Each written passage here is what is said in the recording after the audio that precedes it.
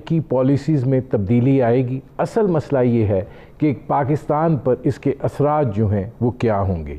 Donald Trump के दौरे सदारत के अंदर पाकिस्तान और अमेरिका के मबैन ताल्लुकात जो है वो ऊंच नीच उनमें आती रही। ज़ाहिर है जब भी साउथ एशिया की पॉलिसी अब बनती है तो अमेरिका के नज़दीक चीन जो है वो सामने खड़ा होता है और सब कुछ उसके तनाजुर में होता है। और जब पाकिस्तान के साथ भी अब ताल्लुकात की नौइयत को देखा जाता है तो वो चीन के तनाजुर में देखा जाता है और उसके नतीजे में अब अमेरिका जो है वो भारत को एक अपना स्ट्रेटजिक पार्टनर के तौर पर ले रहा है। अमेरिका में इस दफ़ा पहली दफ़ा ये हो रहा है कि तनाव की कैफियत है, एक कशीदगी की सूरत हाल है इन इंतखाबात को लेकर। दोनों सदारती उम्मीदवार जो हैं वो एक दूसरे पर तानो तशी का एक ऐसा सिलसिला उन्होंने दराज किया है जिसकी माजी में जो है वो कोई मिसाल नहीं मिलती है। डोनाल्ड ट्रंप का अपना एक स्टाइल है, उनका एक अपना तरीक़ाकार है और ज़ाहिर है कि वो उसके ऊपर अमल पैरा होते हैं और वो एक जारहानापन जो है अपने अंदर लेकर आगे चलते हैं। इस वक्त बैनुल अक़वामी सतह के ऊपर भी अगर देखा जाए तो पाकिस्तान के ऊपर काफ़ी दबाव है। FATF की लटकती हुई तलवार है और उसके साथ साथ IMF के साथ मुअत्तल शुदा जो मुआहिदा है वो भी सिलसिला है और ज़ाहिर है यहाँ पर अमरीकी असर व रसूख जो है वो काम करता है। गो कि पाकिस्तान को कर्जाजात की सहूलत हासिल रही है और गुज़श्ता एक बरस के दौरान ख़ास तौर पे कोविड आने के बाद पाकिस्तान को जो माली इमदाद मिली वो तकरीबन 3.7 बिलियन डॉलर की थी और ज़ाहिर है उससे पाकिस्तान को एक ऐसी गुंजाइश ज़रूर मिली कि वो मईशत को लेकर आगे बढ़ सके। लेकिन देखना यह है कि जहां अंदरूनी तौर के ऊपर पाकिस्तान जो है वो इस वक्त एक सियासी कशमकश का शिकार है और ज़ाहिर है कि हालात जो हैं वो यहाँ पर भी उस नहज पर पहुँच चुके हैं जहाँ सियासी जमातों के माबैन अब उस तरह का यानी हुकूमती पार्टी और अपोजिशन की जमातों के दरमियान उस तरह की सूरत हाल दिखाई नहीं देती है कि जहाँ पे ये कहा जा सके कि कोई मुज़ाकराती अमल हो सकता है और उसके नतीजे में सूरत हाल जो है वो कोई बेहतरी की तरफ जा सकती है। और इस वक्त जो नफ़रत की, ज़िद की और एक ऐसी सियासत हो रही है जिसके अंदर पॉइंट ऑफ नो रिटर्न वाली सिचुएशन दिखाई देती है, उसमें कोई बेहतरी आ सकती है। तो ऐसी सूरत में जब बैनुल अक़वामी सतह के ऊपर कोई तब्दीली रूनुमा होती है तो ज़ाहिर है क्या पाकिस्तान की क़यादत जो है उस हवाले से तैयार है और ज़ाहिर है कि अमेरिका के इंतखाबात के नतीजे में अगर कोई तब्दीली आती है तो उस पर पाकिस्तान के ऊपर जो है वो क्या असरात मुरतब होंगे।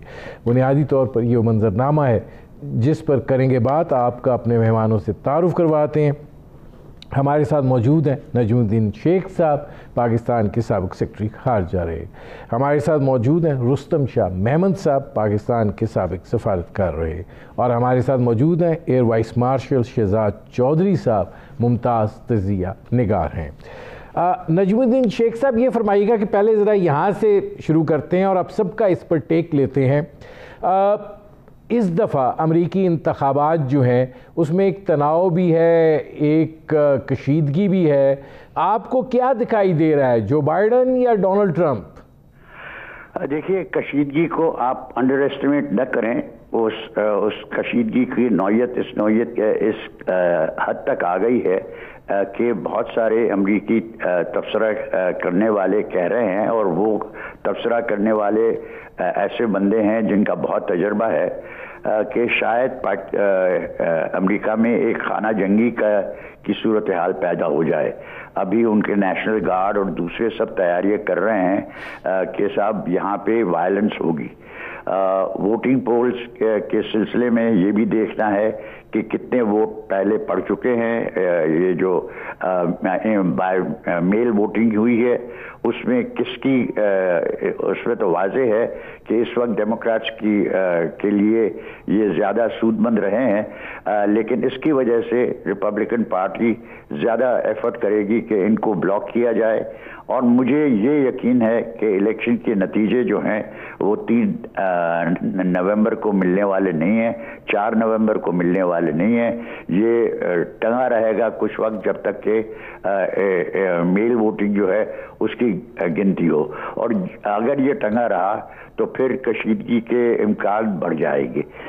तो इस वक्त अमेरिका की जो सूरत हाल है वो बहुत मुझे मुश्किल नजर आ रही है। लेकिन इसको छोड़ते हुए अगर हम आगे, मैं इस पर नजमुद्दीन शेख साहब आता हूं, मैं ज़रा इस पे ओपन कर लूं और आप सबकी एक ओपिनियन आ जाए, फिर ज़रा पहले इस चीज़ को डिस्कस कर लेंगे, फिर आगे बढ़ेंगे जो आगे बुनियादी इश्यूज़ हैं। रुस्तम शाह महमद साहब, आप क्या कहेंगे, डोनाल्ड ट्रंप या जो बाइडन?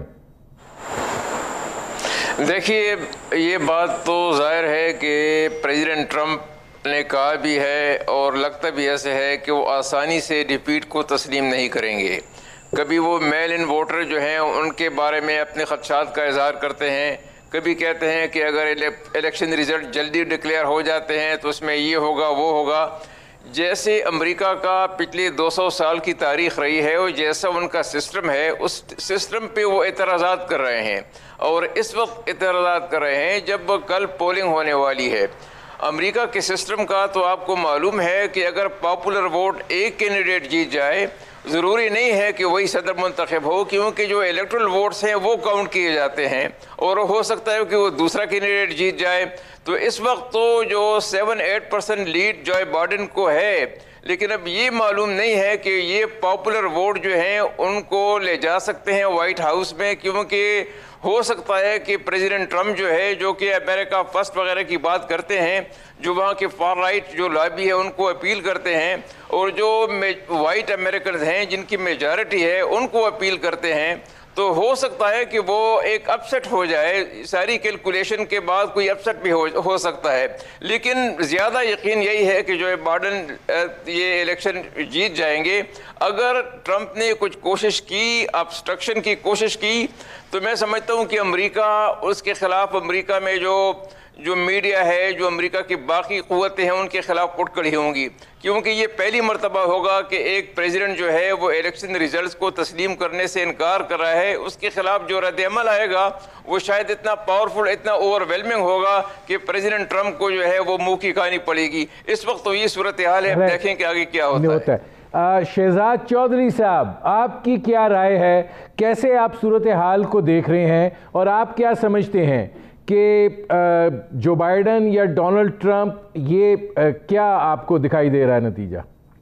देखिए, मैं इनकी बात से स्टार्ट करूंगा, रुस्तम शाह साहब की बात से। उन्होंने बड़ी अच्छी बात की कि डेलीगेट्स काउंट मैटर करता है, और कुछ रियासतें ऐसी हैं कि जब अगर वो कैरी हो जाती हैं बाय प्रेसिडेंट ट्रंप, तो भले उसके बाद अभी कुछ नताइज आने बाकी हों और उनका डेलीगेट काउंट पूरा हो जाता है वो रियासत कैरी करने के बाद, तो फिर हो सकता है कि उनके 270 जो डेलीगेट्स का या जो वोट्स हैं प्रेसिडेंट बनने के लिए वो जल्दी पूरे हो जाएं और शायद इतना इंतज़ार ना करना पड़े। एक तो ये पॉसिबिलिटी है, उसमें फ्लोरिडा है, टेक्सास है, शायद 1-2 ऊपर की स्टेट्स होंगी, मिशिगन उसमें बहुत इंपॉर्टेंट है, पेंसिल्वेनिया की बात की जा रही है। तो ये जो रियासतें हैं ये हो सकता है कुछ फैसला कर दें जल्दी और इतना इंतज़ार ना करना पड़े। हैविंग सेड दैट, मुझे यूँ लगता है कि जिसको बार बार साइलेंट वोटर ट्रंप कहते हैं कि साइलेंट वोटर है और अमेरिका का साइलेंट वोटर है, इसके बावजूद कि इस दफ़ा ट्रंप के जिसे कहते हैं रिएक्शन में बहुत तहरीक पैदा हुई है उनकी एंटी ट्रंप वोट के अंदर, और देखना यह है कि वो किन स्टेट्स में है और उन स्टेट्स के डेलीगेट्स कितने हैं जहाँ पर ये फ़ायदा हासिल हो रहा है डेमोक्रेट्स को, वो इस्टेब्लिश कर पाएगा कि सारी की सारी तहरीक, ये जो सारा इस वक्त एनर्जी है, ये अक्सर में जिस तरीके से अगेन रुस्तम शाह महमूद साहब कह रहे थे कि जो बाइडन को लेके जाती है वाइट हाउस में नहीं लेके जाती, तो ये सवालिया निशान रहेगा। एक चीज़ मैं अलबत्ता ऐड करना चाहूँगा कि अमेरिकन इस्टेब्लिशमेंट, जिसमें सुप्रीम कोर्ट भी है, जिसमें गालिबन उनकी इंटेलिजेंस एजेंसीज भी आती हैं, और उसके बाद वो पॉलिटिकल पार्टीज़ की जो इस्टेब्लिशमेंट्स हैं जो कि रिपब्लिकन्स और डेमोक्रेट्स की हैं, मेरा ख्याल है कि वो उस पॉइंट पे जाने से पहले जहाँ पर के सिविल स्ट्राइफ स्टार्ट हो जाए और खुदा न खासा से किसी खाना जंगी का अमल शुरू का चांस बने, उससे पहले पहले मामला तय कर लेंगे, जिस तरीके से सन 2000 में इन्होंने किया था। तो कुछ ऐसा ही मुझे लगता है। तो लगता है कि ट्रंप शायद एज आउट कर जाएं जो बाइडन को इस दफ़ा। अच्छा, अब नजमुद्दीन शेख साहब, एक मिक्स्ड ओपिनियन आ रहा है, ये फरमाइएगा कि जब आप कशीदगी की कह रहे हैं कि अंडर एस्टिमेट ना किया जाए, जो डोनाल्ड ट्रंप हैं वो एक नेशनलिस्ट क़यादत के तौर पर उभरे और जाहिर है कि रेड ब्लड अमेरिकन जो है वो उनके पीछे चला था। तो अगर ये आप तनाव की कैफियत को देखते हैं, आप ये कशीदगी को देखते हैं, तो कौन सी फोर्सेस आप समझते हैं मैटर भी होंगी इस सारी सूरत हाल में कि ये यहाँ तक मामला चला जाए? देखिए, आपने रेड ब्लडेड अमेरिकन कहा, जो जिस पे ट्रंप की हिमायत का आसरा रखता है वो हैं कॉलेज सफ़ेद अमेरिकन जो कॉलेज नहीं गए हैं, जिनकी तालीम की जो लेवल है वो कम है, कॉलेज लेवल एजुकेशन नहीं है। लेकिन सफ़ेद पॉपुलेशन जो है उसमें ज़्यादातर लोग इसी नौइयत के हैं और उनकी सपोर्ट ट्रंप के लिए उस नौइयत की है कि वो आगे बढ़ के किसी किस्म की वायलेंस करने को भी तैयार है। ये कि अभी लोग इस कोविड के बावजूद मास्क नहीं पहन रहे हैं, वो इसी वजह से क्योंकि ट्रंप कहता है कि मैं मास्क नहीं पहनता, फिर कहता है कि मैं पहन लेता हूं लेकिन पहनता नहीं है। और ये जो है कि ये हमारी आज़ादी है कि हम पहने या न पहने, इसको आगे बढ़ाने में ट्रंप का बहुत बड़ा किरदार है। इस किरदार की वजह से जो समझदार अमेरिकन हैं वो उनके खिलाफ हो गए हैं, लेकिन उनके जो बेस सपोर्टर्स हैं उनमें ज़रा ज़्यादा एंथुजियाज़म आ गई है कि नहीं साहब, ट्रंप हमारी आज़ादी को प्रोटेक्ट कर रहा है और इन कालों को और लैटिनोज को आगे बढ़ने नहीं देना चाहिए और हम कोशिश करेंगे कि वो बढ़ न सकें। जहाँ तक आप इसकी नेशनलिज्म की बात, नेशनल पॉलिसीज़ की बात करते हैं, या मैं अब दूसरे पहलू पे आ रहा हूँ कि अगर ट्रंप की विक्ट्री होती है तो किस किस्म की पॉलिसीज़ होंगी और ख़ास तौर पे साउथ एशिया की तरफ किस किस्म की पॉलिसीज़ होंगी। अब मैंने ये नोट किया है कि हमारे प्राइम मिनिस्टर साहब जो हैं वो समझते हैं कि उनकी ट्रंप के साथ एक इक्वेशन बनी है और उस इक्वेशन का वो फ़ायदा उठा सकते हैं। अब है सचमुच इस किस्म की इक्वेशन या नहीं, वो आगे चल के देखना होगा, लेकिन अभी उसका इजहार नज़र नहीं आ रहा। नहीं ये नज़र आ रहा कि उन्होंने हमारा शुक्रिया ज़रूर अदा किया है अफगानिस्तान के सिलसिले में, लेकिन ये नज़र नहीं आ रहा कि वो पाकिस्तान के लिए उस किस्म की चीज़ें करने को तैयार हैं जिसकी पाकिस्तान को ज़रूरत पड़ेगी। तीसरी चीज़ के जो बात कही गई है और जिस पे हमें और बोलना चाहिए वो ये कि क्या पाकिस्तान की तरफ जो रवैया रहेगा वो इसी का हिस्सा होगा कि उन्होंने 2+2 अभी जो मिनिस्ट्रियल डायलॉग की है हिंदुस्तान में, उसमें उन्होंने आप पे फिर चार्ज लगाया है कि आपको इरिवर्सिबल स्टेप्स लेने हैं, इक़दाम करने हैं कि आपके यहाँ से किसी किस्म की टेररिस्ट एक्टिविटी ना हो, और इस पे आपके ऑर्गेनाइजेशन जो हैं उनको लिस्ट भी किया है कि इन ऑर्गेनाइजेशंस के खिलाफ आपको एक्शन लेना चाहिए। इसके दोनों पहलू हैं, एक FATF का पहलू है, दूसरा अमेरिका के साथ जो रिश्ता है वो पहलू है। ये दोनों हमें देखने होंगे। इसके खिलाफ ये देखना है कि हिंदुस्तान कुछ भी करे, हिंदुस्तान अब अमेरिका के लिए the flavour of the month है। मंथ नहीं, ये तो मुझे लग रहा है कि फ्लेवर ऑफ द डेकेड है कि आगे चल के हमारे इनके साथ ताल्लुकात बढ़ाने हैं, क्योंकि ये हमारे लिए चीन के खिलाफ क्या होगा। मैं आता हूँ नजमुद्दीन शेख साहब। नाज़रीन, हमारी गुफ्तगू जारी है, एक मुख्तसर से कमर्शियल ब्रेक का वक्त हुआ है, मिलते हैं इस वक्फे के बाद।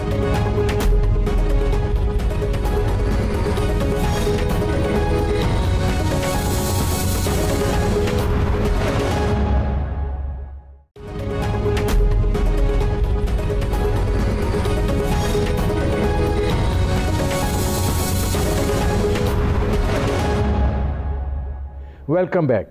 अब रुस्तम शाह मेमन साहब ये फरमाइएगा, एक तो ज़रा ये भी वाज़ेह हो जाए, नजमुद्दीन शेख साहब ने पाकिस्तान का जिक्र किया, मैं उस पर ज़रा थोड़ा बाद में आना चाह रहा था कि आप कैसे देख रहे हैं कि अगर ये अमेरिका का इस दफ़ा का सदारती इंतखाब जो है, क्या वो अमेरिका के अंदर एक टर्मोइल पैदा करने का सबब बन सकता है, या आप ये समझते हैं कि नहीं, मामलात को जैसे शहजाद चौधरी साहब बात कर रहे थे उस हद तक जाने से पहले शायद ब्रेक लग जाए?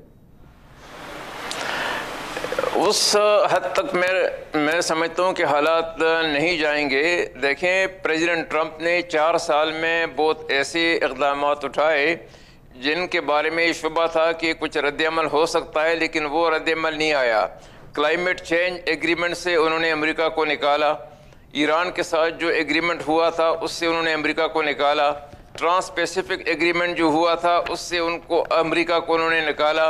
ये जो 3 बड़े मुआहदे हुए थे इन पर काफ़ी सोच विचार हुई थी, इन पर काफ़ी बड़ा काम हुआ था और ये अमेरिका के और रीजन के हक़ में थे। लेकिन प्रेसिडेंट ट्रंप ने यूनिलेटरली वो करके उन सबको ख़त्म कर दिया। अब जो बाइडेन कहते हैं कि मैं इन सबको रिवाइव करूँगा, तो वो जो टर्माइल की आप बात कह रहे हैं, मैं समझता हूँ कि टर्माइल तो नहीं आएगा, लेकिन असरात उसके ज़रूर होंगे। क्योंकि आप देखते हैं कि प्रेसिडेंट ट्रंप के आने के बाद और क्लाइमेट चेंज वगैरह की जो वो उनसे निकलने के बाद यूरोप में और अमेरिका में तनाव बढ़ रहा है, यूरोप में और अमेरिका में टेंशन बढ़ रही है। यूरोप वाले अब आहिस्ता आहिस्ता अपना रास्ता खुद निकालने, बहुत से वाइटल सेक्टर में अपना रास्ता खुद निकालने की कोशिश कर रहे हैं। वो अमेरिका से अब जो पुराना उनका ताल्लुक़ था कि सेकंड वर्ल्ड वार के बाद, उसमें अब तब्दीली आ रही है। सारी दुनिया का जो पॉलिटिकल लैंडस्केप है वो तब्दील हो रहा है। चाइना जो है उसकी इकानमी अब दूसरी बड़ी इकानमी है और ये एक हकीकत है। लेकिन जहाँ तक साउथ एशिया की बात है, मैं समझता हूँ कि जो स्ट्रेटेजिक पार्टनरशिप एग्रीमेंट इंडिया के साथ हुआ है, चाहे जो बाइडेन जीते चाहे ट्रंप जीते इलेक्शन, वो अपनी जगह पे रहेगा। क्योंकि बड़े कंसर्न उनके साउथ चाइना सी में हेजेमनी और कंट्रोल की बात है और वहाँ पे चाइना अमेरिका को कन्फ्रंट कर रहा है और उनको इंडिया की मदद की ज़रूरत है। तो इंडिया के साथ उन्होंने स्ट्रेटेजिक पार्टनरशिप एग्रीमेंट करके अपने आप को कुछ हद तक सिक्योर कर लिया है। अब देखना ये होगा कि इंडिया और चाइना के ताल्लुकात कैसे होते हैं। अगर उनमें कोई पेचीदगी आती है तो उससे अमेरिका को फ़ायदा होगा। जहाँ तक पाकिस्तान की बात है, अगर अफगानिस्तान में कोई टॉक्स में कोई ब्रेक थ्रू हुआ होता तो फिर तो पाकिस्तान की शायद वक़्त बढ़ जाती, लेकिन वो चूंकि नहीं हुआ, वो टॉक्स स्टॉल्ड हैं, वहाँ पे एक ब्रेक डाउन है, एक डेडलॉक है, एक इम्पैस की तरफ जा रहे हैं। तो अब मैं समझता हूँ कि पाकिस्तान के लिए उनका झुकाव आहिस्ता आहिस्ता कम होने लगेगा। रुस्तम शाह अहमद साहब के तौर पे पाकिस्तान चीन के ज्यादा करीब होने लगेगा। रुस्तम शाह अहमद साहब, मैंने ये अलग आपसे सवाल करना है क्योंकि ये उसका है। मैं सिर्फ ये जो आपने बात की है, शहजाद चौधरी साहब कुछ ऑर्गेनाइजेशन का नाम लिया रुस्तम शाह अहमद साहब ने, लेकिन अगर हम देखते हैं तो ह्यूमन राइट्स काउंसिल से निकल गए, फिर education and scientific research council से निकल गए, फिर वर्ल्ड ट्रेड ऑर्गेनाइजेशन जो है उसके फंड्स काट दिए, फिर नेटो से निकलने की धमकी दे दी। मतलब ट्रंप का एक बड़ा अजीबोगरीब सिनेरियो जो है, एक बड़ी लॉन्ग लिस्ट है जो बैनुल अक़वामी जो अरेंजमेंट्स है उनके हवाले से है। अब आप, क्योंकि ये मेरा आखिरी सवाल है, इस हवाले से फिर हम पाकिस्तान पे चले जाएंगे, आप कैसे देख रहे हैं कि ये जो सूरत हाल है, क्या ये इम्पोर्टेंस होल्ड करेगी अमेरिकन टैक्स पेयर्स के लिए, और क्या यही मुकदमा है जो बाइडेन को आगे ले जा सकता है या ट्रंप को पीछे धकेल सकता है? दो चीज़ें मेरे ख्याल में, लोकल पॉलिटिक्स के हिसाब से, वहाँ की जो लोकल डायनामिक्स हैं उसके हिसाब से, वो ये है कि मईशत कितनी कामयाब रही है या हो सकती है या होनी चाहिए। एक कोविड का जो अभी करंटली ऑनगोइंग एक्सपीरियंस है, ये भी कुछ ना कुछ ट्रंप को ज़रूर ठेस देगा। यानी उस तरह की जिस किस्म की उनको लास्ट टाइम एक मिल गई थी विक्ट्री, शायद इस दफ़ा, जैसा मैंने पहले लफ्ज़ यूज़ किया, एज आउट करना पड़ेगा अगर वो कामयाब होते हैं। तो कोविड और इकॉनमी, ये दो चीज़ें बिल्कुल इस वक्त राइड करेंगी। इकॉनमी के अंदर कुछ बेहतर को खबरें आ रही हैं अमेरिका में, स्लाइटली बेटर, जैसे लगता है कि शायद कोविड के बावजूद एक बेहतरी की उम्मीद, बहुत सारी नौकरियां गई भी हैं, आ भी जाएंगी। तीसरी बात जो वहाँ पे बहुत ज़्यादा इफेक्ट करेगी और ख़ास तौर पे डेमोक्रेटिक सोच रखने वाले लोगों को, वो ये है कि जो कि आपस में जो पोलराइजेशन आ रही है ट्रंप की वजह से या आ चुकी है, कि वहाँ के माशरे के अंदर जो माशरा तकसीम हो गया है वाइट्स एंड नॉन वाइट्स के अंदर, तो ये भी एक बहुत ट्रबलसम चीज़ है अमेरिका के लिए। तो ये तो हो गई इंटरनल डायनामिक। जहाँ तक एक्सटर्नल डायनामिक्स का ताल्लुक है, मेरे ख्याल में ये जो इलेक्शन है ये ना सिर्फ अमेरिका के लिए बहुत कलीदी है, पिछले मेरे ख्याल में 50-60 शायद सालों में या उससे भी ज़्यादा के अंदर इससे बड़ी अहमियत का कोई इलेक्शन शायद अमेरिका में कम हुआ हो, क्योंकि ये डिटर्मिन करेगा कि अमेरिका जो पिछले 4 साल में जिस किस्म की उसमें बुनियाद पड़ी है, क्या आगे जाके पुख्ता हो जाएगा और ऐसा ही अमेरिका रहेगा जैसा 4 साल ट्रंप के पहले 4 साल में हुआ। क्योंकि अगले 4 साल में अगर ये ऐसा होता है तो हो जाएगा। और दूसरा, जहां तक दुनिया का ताल्लुक है, दुनिया ये देख रही है कि हमारे चैलेंजेस ही और तरह के बनते जा रहे हैं। पेंडेमिक है, उसके बाद क्लाइमेट चेंज है, उसके बाद टेक्नोलॉजी का एक बहुत बड़ा साइबर स्पेस के अंदर साइबर वॉरफेयर है, इस किस्म के। तो जो रूल बेस्ड ऑर्डर अभी तक दूसरी जंग अजीम के बाद दुनिया को यहां तक ले आया था, किसी ना किसी हद तक एक रूल बेस्ड ऑर्डर था, जिसकी बुनियाद पे WTO भी था, जिसमें बाकी मामला भी थे, यूनाइटेड नेशंस का भी रोल था, अमेरिका का अपना इंटरेस्ट था। वो जो रूल बेस्ड ऑर्डर है उसको रिप्लेस करना पड़ेगा एक नए निज़ाम के साथ। वो निज़ाम क्या अमेरिका उसका हिस्सा बनेगा या नहीं बनेगा, या आइसोलेशनिस्ट होकर साइड पे बैठ जाएगा और बाकी दुनिया को अपना बंदोबस्त खुद करना पड़ेगा। ये वो चीजें हैं जो कि दुनिया के लिए देख रही है। तो शहजाद चौधरी साहब, अब आपसे मैं ये सवाल लेकर चल रहा हूँ। पाकिस्तान पर असरात कुछ रोशनी नजमुद्दीन शेख साहब ने डाली, कुछ रुस्तम शाह महमूद साहब ने डाली। अब इसको ज़रा लेकर चलते हैं कि जो अमेरिका और भारत की इस वक्त सूरत हाल है और जो वहाँ पे बात हुई है, ज़ाहिर है नजमुद्दीन शेख साहब ने भी कहा और ये सबके सामने है कि दहशतगर्दी के हवाले से भी बात हुई। रियासती दहशतगर्दी का मुर्तकब इंडिया हो रहा है और सबसे बड़ा सपोर्टर अब उसका अमेरिका बन गया है। बात वो हमारे लिए करते हैं। अब ये जो रवैया है, क्या अमेरिकन स्ट्रेटजी जो है ना सिर्फ हमारे लिए बल्कि इस खित्ते के लिए अब चीन के तनाजुर में देखी जाएगी और हमारे साथ भी रवैया जो है उसी पस मंज़र में आएगा? अमेरिकी इस्टेब्लिशमेंट डिसाइड करती है कि उनकी जो ग्लोबल स्ट्रेटजी है वो क्या होगी, और चीन इनका इस वक्त सबसे बड़ा हदफ है, सबसे बड़ा टारगेट है। वो चाहे कंपेटिटिव सेंस में देख लीजिए या उसको एक कॉन्फ्रंटेशनल सेंस में देख लीजिए, तो वो तो वाज़ेह हो गया कि चीन पे ही उनकी नज़र रहेगी इस दौरान में। अच्छा, अब उसके अंदर जो जो लोग उनकी मदद कर सकते हैं चीन को फेस ऑफ करने के लिए, कभी कंट्रोल करना पड़ेगा, कभी उसको काबू करना पड़ेगा। अब उसमें इंडिया भी है, उसमें ऑस्ट्रेलिया भी है, उसमें जापान, ताइवान वगैरह वगैरह, ये सब के सब साउथ ईस्ट एशिया भी सारा शामिल है। और उसके बाद यहाँ पे इंडिया आपको हमारे इलाके में नजर आ जाता है। पाकिस्तान का ताल्लुक चीन के साथ एंटायरली डिफरेंट है। उस वजह से वो जब पाकिस्तान को देखते हैं तो वो एक पाकिस्तान के अंदर चीन के साथ एक कंपेटिटिव किस्म का अपना मुकाबला देखते हैं कि पाकिस्तान के ऊपर होल्ड चीन का इस हद तक हो गया कि अब शायद उनको डिस्प्लेस करना पड़े अगर वो पाकिस्तान में किसी किस्म का असर चाहते हैं। मेरा अपना ख्याल है उसके बावजूद पाकिस्तान के साथ एकदम से वो तल्लक तोड़ेंगे नहीं, बजाय बावजूद इसके कि चीन का यहाँ पे बहुत असर रहा। उसकी वजह ये है कि एक इस्लामी मुल्क, न्यूक्लियर मुल्क, उसके बाद ज्योग्राफिकली एक पलक्रम में बैठा हुआ है। तो मेरा अपना नहीं ख्याल कि अमेरिका इतनी जल्दी पाकिस्तान की जान छोड़ेगा या पाकिस्तान को छोड़ देगा। नजमुद्दीन शेख साहब, आप क्या समझते हैं कि जो भी नताइज हों, जो भी आए, चाहे जो बाइडन आए या डोनाल्ड ट्रंप कंटिन्यू करें, पाकिस्तान के हवाले से पॉलिसी जो है उसमें मनफियत का रुझान रहेगा, भारत की जानिब झुकाव जो है वो मज़ीद बढ़ता चला जाएगा, और ये जो कन्फ्रंट्रेशन है पाकिस्तान इंडिया की, इसमें उसका जो पलड़ा है वो भारत की तरफ अब रहेगा?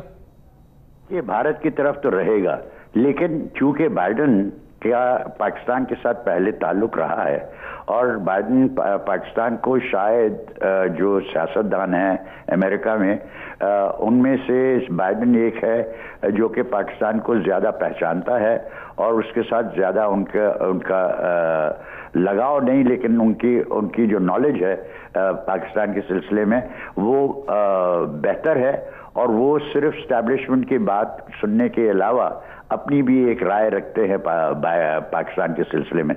दूसरी चीज़ कि चीन के साथ ज़रूर ये जो तनाव है वो रहेगा, लेकिन चीन के साथ ताउन के बगैर वो जो उन्होंने एक अपना पॉलिसी का बहुत अहम पहलू बनाया है कि क्लाइमेट चेंज में हम चाहते हैं कि क्लाइमेट चेंज पे हम फोकस करें, तो उसमें चीन के ताउन के बगैर वो हो नहीं सकता।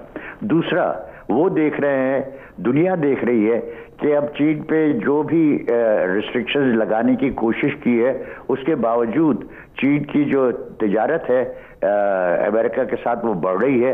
और चीन जो सरमायाकारी कर रहा है या जो सरमायाकारी की दावत दे रहा है, उसमें अमरीकी सब हिस्सा लेना चाह रहे हैं। अमरीकी फाइनेंशियल सेंटर्स जो है वो हिस्सा लेना चाह रहे हैं। अभी जो ये जैक मा ने जो IPO किया है, इसमें ज़्यादा सब्सक्रिप्शंस जो इस वक्त नज़र आ रहा है, उसमें ये नज़र आ रहा है कि ज़्यादातर पैसे जो हैं वो अमरीकी सरमायाकार लगाएंगे।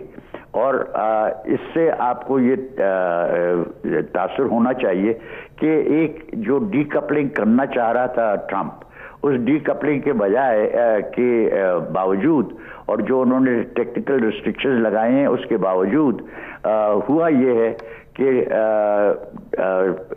चीन और अमेरिका का ट्रेड बढ़ा है और जो अमेरिका की सरमायाकारी रही है चीन में वो बढ़ी है। तो इसको देखना पड़ेगा क्योंकि अल्टीमेटली फाइनेंशियल जो सेंटर्स हैं और जो इकोनॉमिक इंटरेस्ट है वो प्रिवेल करेंगी। और मुझे लगता है कि इस वक्त जो पॉलिसी है उसमें चीन के साथ ताउन भी होगा, चीन के साथ कंपटीशन भी होगी, लेकिन ताउन भी होगा। और उस ताउन में शायद न सिर्फ क्लाइमेट चेंज हो लेकिन तिजारत का भी एक हिस्सा होगा। मैं नजरुद्दीन शेख साहब आता हूँ। रुस्तम शाह महमद साहब, दो सवाल हैं। पहला सवाल ये है कि इन नताइज का ज़ाहिर है आज ज़ल्मे खलीलज़ाद भी पाकिस्तान आए हुए थे और आर्मी चीफ से भी उनकी मुलाकात जो है वो हुई है। इन इंतखाबात का क्या असर पड़ेगा अफ़गान मुफ़ाहमती अमल जो है उसके ऊपर? देखिए, अफ़गान मुफ़ाहमती अमल इस वक्त तातुल का शिकार है और प्रेसिडेंट ट्रंप ऐलान कर चुके हैं कि वो अगले साल मई तक सारी की सारी फ़ौज जो कि अब थोड़ी रह गई है उसको सब वापस बुला लेंगे। मैं नहीं समझता कि जो बाइडेन विक्ट्री की सूरत में इसको रिवर्स कर सकते हैं, क्योंकि अमेरिका में यही प्रीडोमिनेंट ओपिनियन है कि ये एक अननेसेसरी जंग है और इससे अमेरिकन को जितनी जल्दी निकला जाए वो अच्छा है।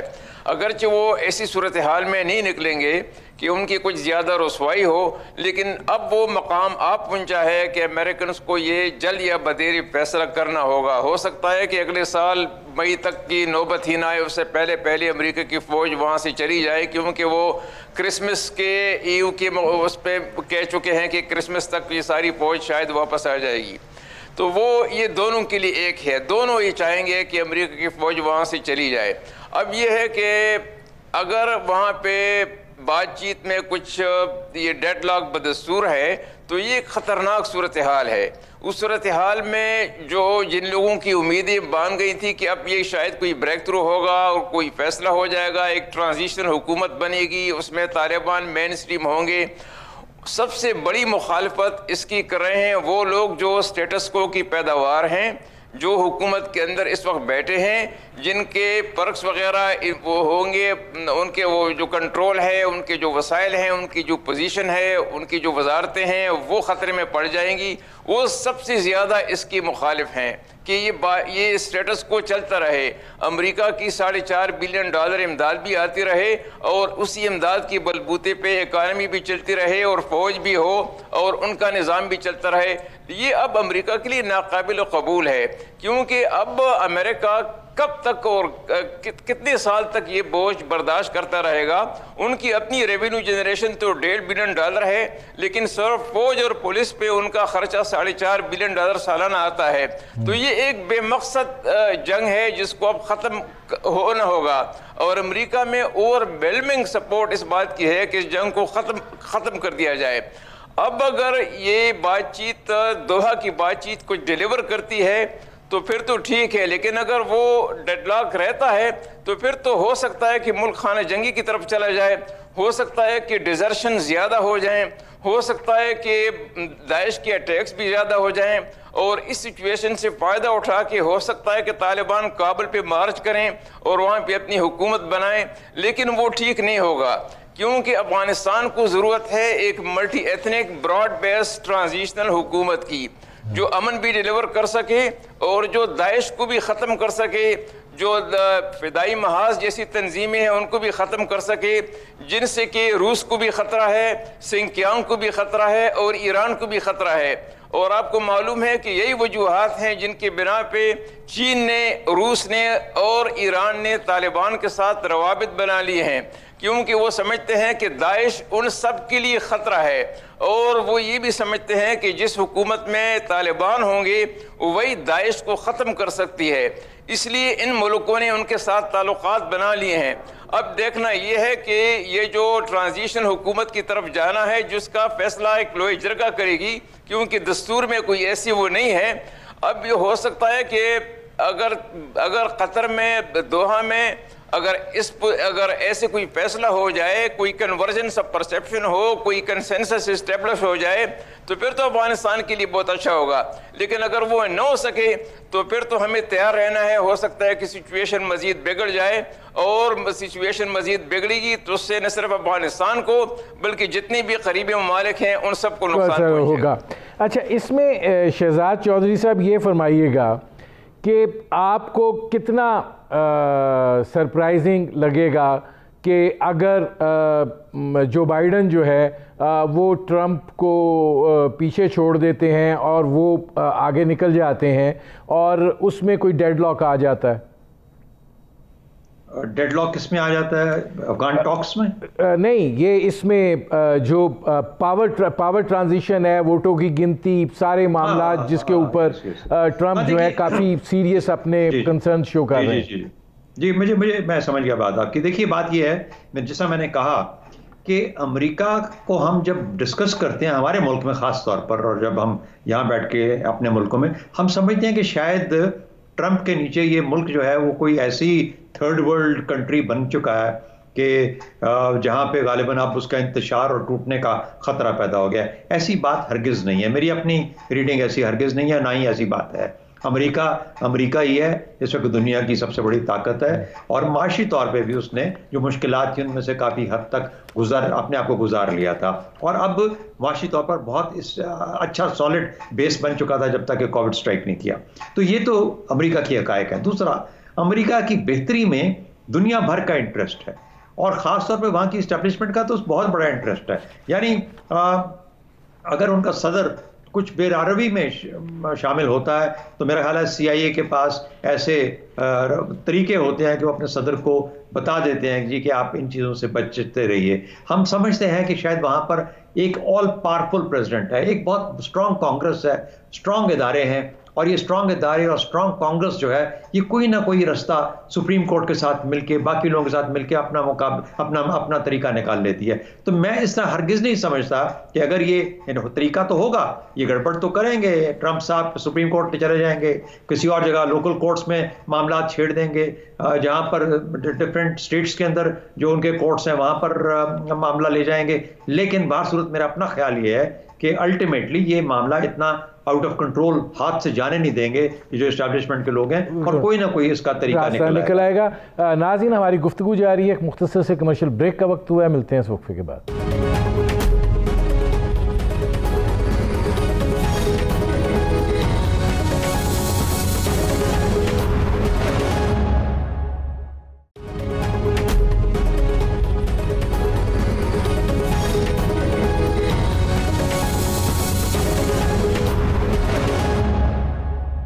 Welcome back.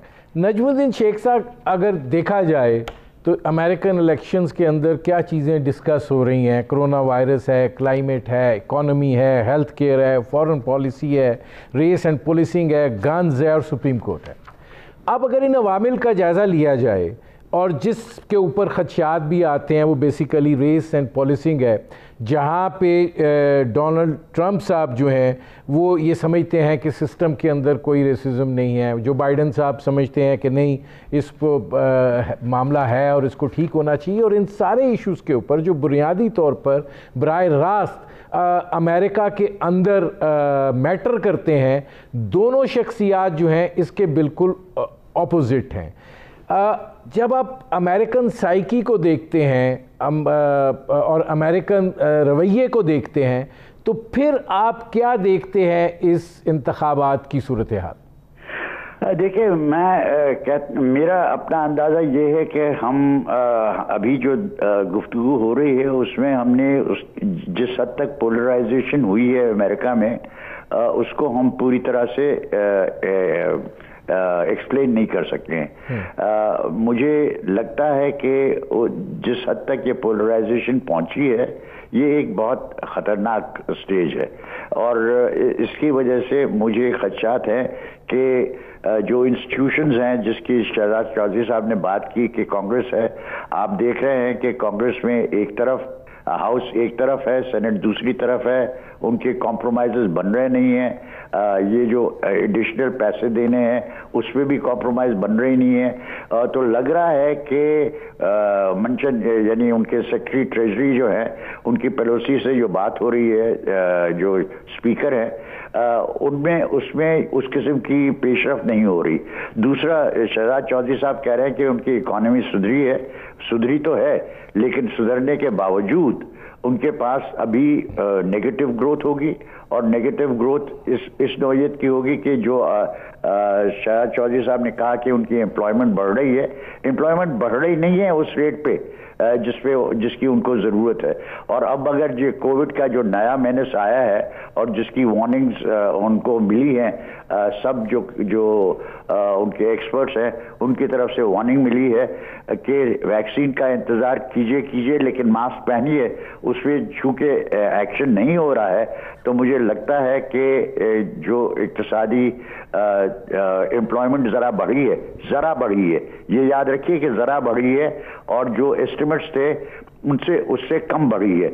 7,95,000 जहां नौकरियां ढूंढनी थी, वहां पे उनके 7,71,000 हुए हैं और वो जो चीज़ें हैं वो अभी बहुत फ्लक्स में हैं।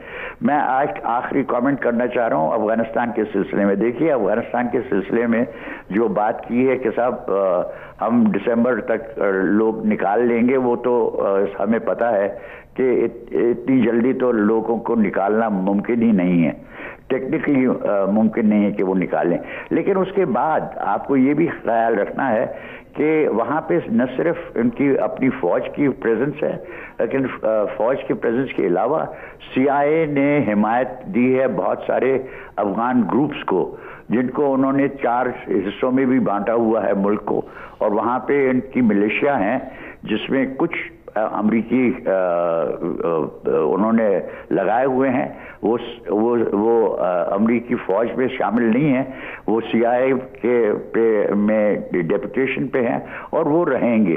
तो अफगानिस्तान में से जब उनकी डिपार्चर होगी, उसके बाद भी उनकी वहाँ पे ये अनऑफिशियल समझ लीजिए कि जो है वो रहेगी और उसकी वजह से बहुत सारा उनका असर भी रहेगा।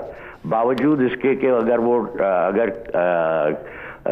क्रिसमस तक तो नहीं निकाल सकते, लेकिन अगर फरवरी तक उन्होंने अपनी ट्रूप्स निकाल ली तो उसके बाद भी उनकी बहुत प्रेजेंस रहेगी। और ये एक ऐसा मौजू है जिसपे हमें पूरी तरह से सोचना चाहिए कि CIA की वहाँ पे इन्फ्लुएंस कितनी रहेगी जब अफगानिस्तान से जो ऑफिशियल फोर्सेस हैं अमेरिका के वो निकल जाएंगे। आप रुस्तम शाह मेमन साहब, आपसे मैं ये सवाल लेकर चल रहा हूँ। सवाल ये है कि एक तरफ अफगानिस्तान के अंदर अमेरिका जो है वो एक रोल अदा कर रहा है और जिस तरह नजमुद्दीन शेख साहब ने कहा कि हमें इस पर नज़र रखना होगी कि CIA जो है वो क्या रोल वहाँ पर प्ले करती है।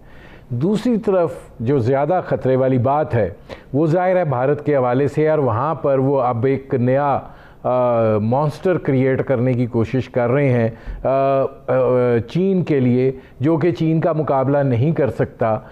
ऐसी सूरत हाल में पाकिस्तान इस सारी सूरत हाल को के हवाले से आप कैसे देखते हैं? देखिए, वहाँ पे जो अरबकीज़ हैं जिनकी तरफ नजमुद्दीन शेख साहब इशारा कर रहे हैं, जो कंट्रैक्टर की सिक्योरिटी फोर्सेस हैं वो तो रहेंगी, लेकिन एक बात है कि जब अमेरिका की रेगुलर फ़ौज वहाँ से निकलना शुरू हो जाएंगी तो फिर मोराल पर बड़ा ज़बरदस्त असर पड़ेगा। इस वक्त वहाँ जो डिज़र्शन है वो 8 से 9% तक है। अगर ये डिज़र्शन, ये डिफेक्शन रेट 20% तक चली जाए तो एक ख़तरनाक सूरत हाल पैदा हो जाएगी। उस सूरत हाल में फिर न अरबकीज़ काम कर सकेंगे और न वो कंट्रैक्टर की सिक्योरिटी फोर्सेज जो हैं वो कोई नुमाया किरदार अदा कर सकेंगी। वो एक तनज़्ज़ुल की तरफ, एक डिक्लाइन की तरफ, डिटोरेशन की तरफ सारा जो है मुल्क वो जो सिक्योरिटी का सिस्टम है वो आहिस्ता आहिस्ता कमज़ोर होता जाएगा। पहली बात ये है। दूसरी बात यह है कि जहाँ तक पाकिस्तान की बात है, एक ये समझ लेना चाहिए कि अगर तालिबान की भी हुकूमत आ जाए तो वो हिंदुस्तान से करीब तरीन ताल्लुकात रखेंगे। पाकिस्तान में लोग ये समझते हैं कि बस वहाँ पे अगर तालिबान की हुकूमत आ जाए तो फिर देखिए हिंदुस्तान $2.5 बिलियन वहाँ दे रहा है, फिर चौबहार है, फिर हिंदुस्तान को हाइड्रोकार्बन वसाइल की ज़रूरत है जिनके जो अफ़गानिस्तान के रास्ते उनको जाना पड़ता है। और एक बात यह है कि अफ़गानिस्तान को मदद की ज़रूरत है। अगर हिंदुस्तान मदद दे तो इसमें कोई उसूलन ऑब्जेक्शन नहीं होना चाहिए, लेकिन ये मुतालबा कि अफ़गान सरजमीन को पाकिस्तान के ख़िलाफ़ इस्तेमाल न होने दिया जाए। जो भी नई हुकूमत बनेगी मैं समझता हूँ कि वो इसको इंश्योर करेंगे कि अफ़गान साइल को पाकिस्तान के ख़िलाफ़ ओवरटली या कोर्टली इस्तेमाल न होने दिया जाए।